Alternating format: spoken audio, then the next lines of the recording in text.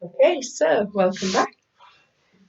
We're looking at working with the hip, um, releasing through here. Some people are saying, that they're struggling with hip pain or coming into forward bends, seated forward bends. So this is a warm up for anybody who's not comfortable kneeling or just to add to your repertoire. So we'll do this lying down. Make yourself comfy. Your back pressed to the floor. So I've done a version earlier on of doing some pelvic tilting. So if, like me, your back needs some time before it will settle to the floor, do a little bit of those pelvic tilts first of all. So you find that in an earlier video. Once we've warmed up and done that, let's just feel that sense of just drawing the thigh in.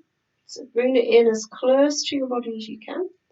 You're pushing your heel away, so this helps to support your knee rather than just flopping around. Pushing away so those supportive muscles are active. We'll take 2 or 3 breaths into this. So I'm exaggerating a little bit, but as you breathe in, there's just a gentle movement of your thigh away from the body, and then we're drawing it down as we exhale. So that's working quite a lot of things. It's helping to massage your belly, massage the fluid to circulate your hip. And pushing down like this is helping to deepen that exhalation, which is really good in so many respects. Breath in, squeeze in, breath out. Okay, so do this whenever you get the opportunity, really, to kind of massage the hip. It's great for people who have hip pain. And in those cases, you really don't need to go any deeper.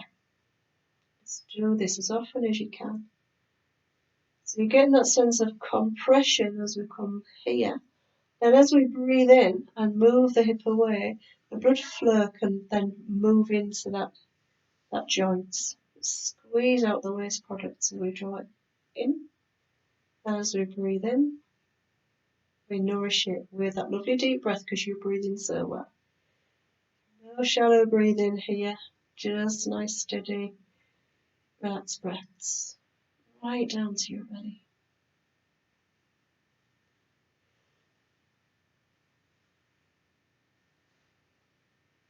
Okay, so you might just stay with that for a few weeks even, but working with gently like this can just keep your hips as they are, stop them getting any worse, and hopefully help them to get a lot better.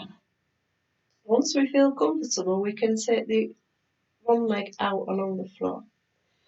So as you bring the knee in, if you find your other leg kind of comes up or your shoulders come up, that's telling me that your hips are tight. So if that's the case, go back to keeping one foot on the floor and try again in a few weeks and see if there's been a difference. Okay.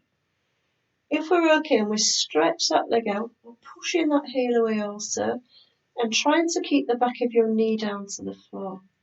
So I can feel this. It's a pleasant feeling, but I know that I'm putting in some work there. So we're drawing the bent knee in, and we've got that same sensation, a gentle lift away as we breathe out in, and pulling down as we breathe out. Both heels are pressing away. On your own pattern, pushing down with a straight leg.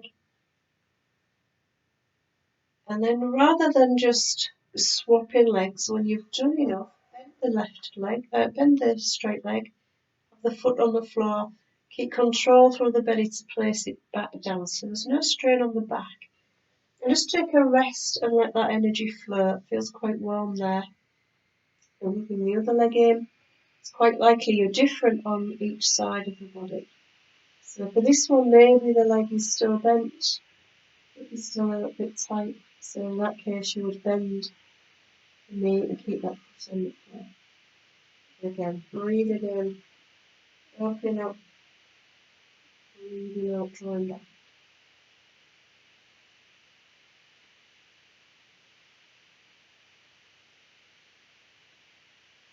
Do as many as you need. I don't want to keep you waiting if you're ready to move on. Bend the opposite knee, foot to the floor. Both feet come down. So, back press to the floor. We can go a little further. Remember, pause, don't do everything at once. When it feels a good time, bring your knee in.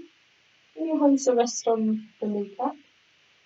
And then take it around in circles. Just making those movements as small or as large as suits you. Try not to rush it through. I see that happening a lot. Try and connect that to the breath. Try and keep your focus on what you're doing. So if your mind is wandering off, your energy's going to that place. And we want our energy here, loosening, releasing. Change direction.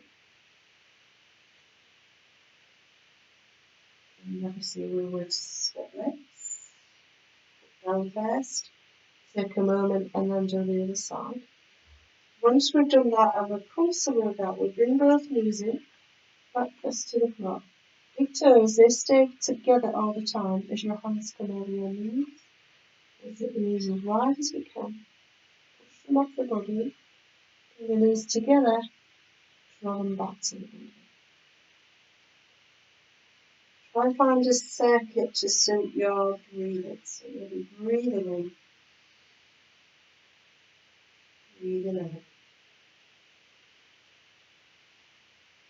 Close your eyes and step into it.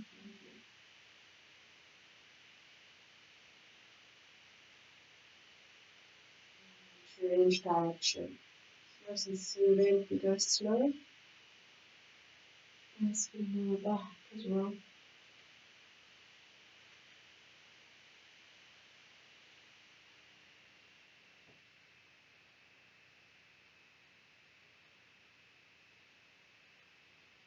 Hands together.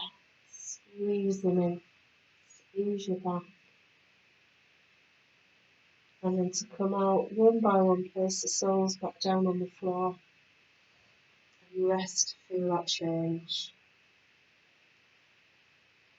Thank you. Hope that's helpful. If it's something you can bring into the rest of your practice.